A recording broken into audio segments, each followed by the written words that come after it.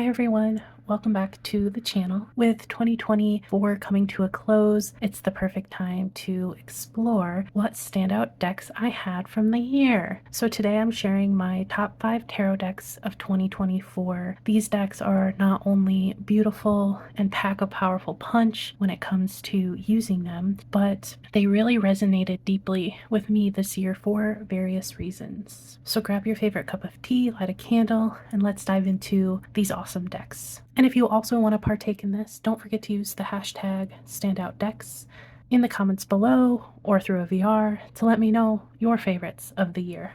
All right, so let's jump right into it. These are in order, and I did not order my Oracle version, but these are definitely in order. I took a lot of time to think and ponder this. So coming in at number 5, we have the White Newman Tarot. I repurchased this deck after decluttering it last year. I don't even know why I decluttered it, to be honest with you, because I had a connection with it then. I just think, I don't know if I misplaced it and put it in the wrong pile.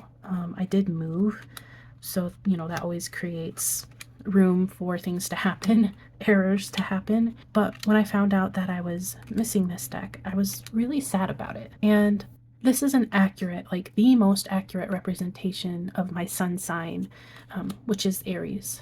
And it is full of emotion, like this card here, very emotive 5 of Pentacles, but it also is very fiery at the same time. And I spent a lot of time with this deck in the first half of the year, and I even took time to edge it to match the backs here.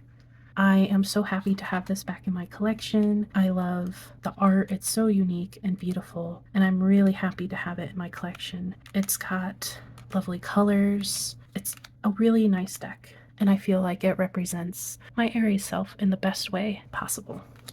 I think I've mentioned before on the channel, but I feel like a very misplaced Aries. I don't feel like I'm traditionally an Aries person. I do have some Pisces in my chart. I believe it's my rising sign. So I feel like Aries combined with Pisces, if that were to equate a new zodiac sign, that would definitely be me.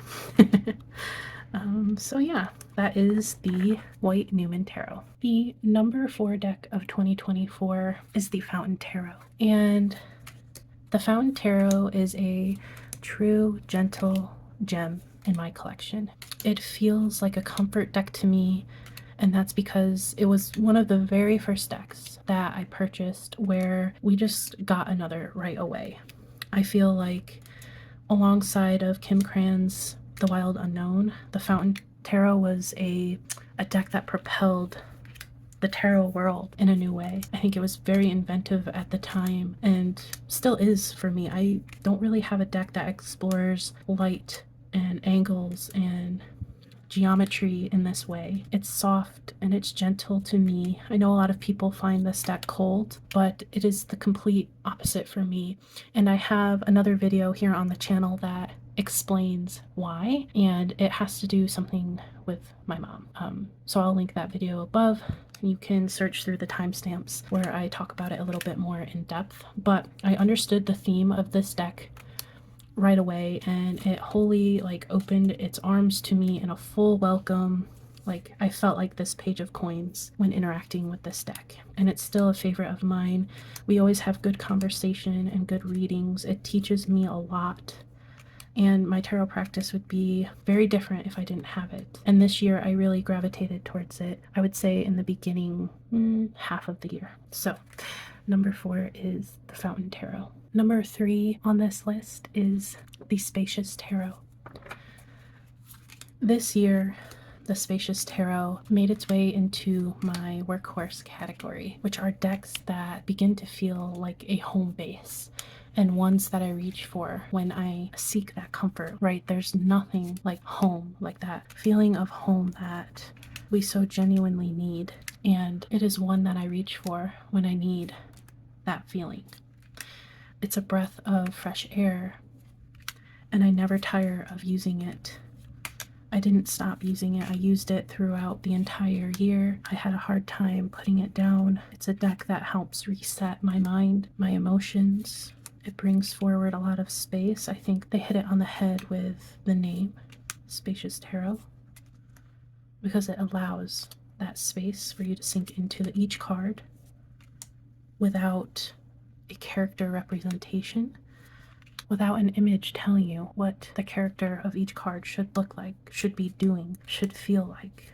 These provide all of the emotions without humans in it, and it does it so beautifully, and even better sometimes than my other decks that feature people and humans. Number 3 was the Spacious Tarot. The number 2 spot belongs to 2 decks, and it's not necessarily cheating. I think it makes sense, but that is my RWS Centennial version and my JK Tarot, which is an RWS clone. And I am just as shocked as you are.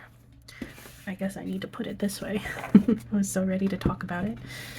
I am really shocked that an RWS has made it so high on my list. And that's because I've only ever used this deck. I haven't had this deck. This is brand new pretty much to my collection. I got it in the last 3 months of the year. But I've only used RWS as a reference deck for me. And I spoke a little bit about this in my other videos, but when I read New Directions in Tarot through Tarot Magpie's Patreon, I pulled this deck out a lot and referenced it and used it because that is what the book calls you to do. And it helped me to reconnect to the RWS. It made me reach for it a lot more for readings. After that happened, a couple months later, I got the JK Tarot in, which is a reprinting by Tarot Collectibles with permission by the artist, the Jupiter King. And this color scheme is very much up my alley. It is me. I am about the bold colors. I like that there's a like 70s hue to them. And what I mean, it's like really hard to describe, but that 70s green and that 70s orange, those are like my favorite colors ever, and combo of colors. So I reach for this one a lot because I love the way that it reimagines and reinvigorates Pamela Coleman Smith's imagery. It made me learn to love the classic imagery. I had insightful big readings that resonated deeply with me and really strengthened my bond with the RWS system. And I don't think that has really happened at that level before, but it hasn't happened in general in such a long time since I started my tarot journey many years ago now. So for that reason, respectively, the RWS Centennial and the JK Tarot take the number 2 spot. And the number 1 tarot deck of this year, and I can't believe we're already at this countdown already, but the number 1 deck of 2024 for me is Tarot of the Crystal World. This deck wholeheartedly blindsided me. It came into my life very unexpectedly and kind of on a whim and without much thought. And I haven't really looked back since. I acquired this in the second half of 2024. I came across this deck in a resale website, and I purchased it because I remember seeing this deck on Kickstarter when it originally appeared there. I had just received the White Newman, and I thought it might compete with the White Newman because the art styles they're different, but I don't know how to describe it. They're different, but they're both kind of whimsical in a way, and whimsical while using color. And I didn't want those to compete. And when I reacquired the White Newman after discovering it wasn't in my collection anymore, I took time to really bond with that. So by the time this deck came into my life, the White Newman came forward. Its purpose came forward in a way that was very specific. So I just went for it. I just sent it and I purchased this deck, and boy has it been the most surprising deck. I wasn't expecting to bond with it as much. It's chatty, it understands me, and it guides me in a very honest way, but with care in mind. It's my most used deck of this year, hands down, even though I've only had it for half. I pull this deck out all the time. I use it for readings big and small. It's the first one I think about. I have trouble setting it down to make room to work with other decks ever since this has come into my collection. And for those reasons, it's really made this one the standout of all standouts this year. I have this unspeakable bond with this deck that I really love and I care about, and it has led me through some really tough moments, and it has made me laugh, it has made me cry. It's been a true companion, and it's more than I could have ever asked for. So the Tarot of the Crystal World has more than earned the #1 spot. In true fashion, this wouldn't be a top 5 or top 10 tarot video without some honorable mentions. So I just wanted to quickly touch base on 3 decks that just inched out of the top 5. And the first one is the Sassaribito. I finally found the cardstock of my original Sassaribito deck that I've been looking for. As a quick note here, I purchased this deck, and when I did, it had this lovely, awesome, glossy cardstock, and I completely ruined my copy by doing my first trim on it, and I completely botched it. And when I went to repurchase this deck on the creator's Etsy page, she had changed the cardstock to matte, because matte is, I think, favored by a lot of people, but I really thought that the matte cardstock did the colors and the depth of this deck a disservice. I thought the glossy cardstock did a better job at enhancing the color, which in turn enhanced the message and the reading of the cards. So when I came across a copy that someone was selling on Facebook Marketplace, they had said it was an edition that had the glossy cardstock. I jumped right on it, and I was so happy to reconnect with this deck and to have it back in my collection in a slot where I'm actually using it. Before, the matte cardstock made me not really reach for this. I know that's like the most cardstock snob that can get, I guess, but I feel like my reasons are pretty valid. I think it just changed the experience of working with this deck for me, unfortunately. So when I found this copy with the gloss, it's like we picked right back up where we left off when I originally had it. So honorable mention, the first one is Sassaribito. The second honorable mention I have here is the Chromatic Fates Tarot. And I use this deck a lot, so it's not without, I mean, look at these colors. Love that. This deep green, this like royal blue, and this sunset orange. Stunning.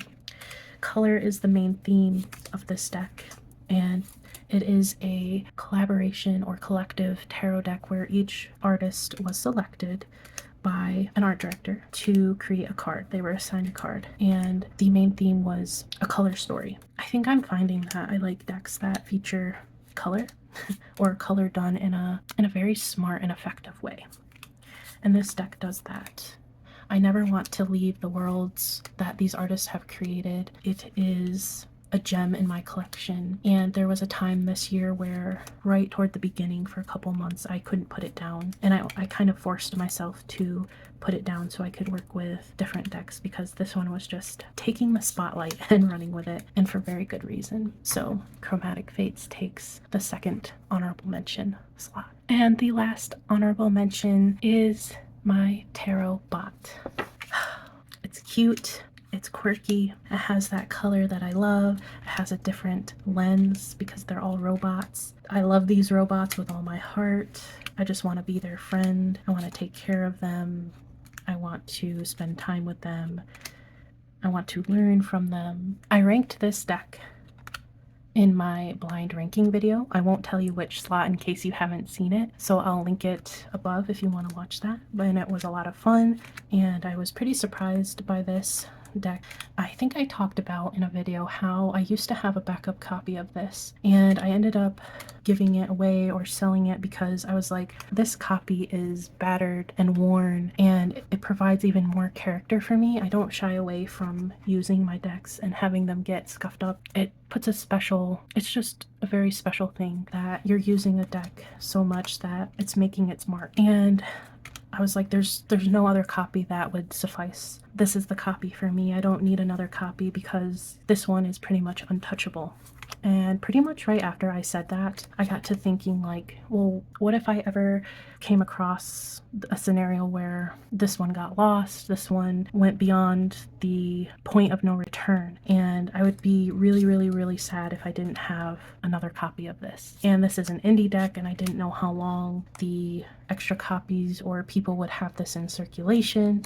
So basically I convinced myself that I needed to get a backup copy again.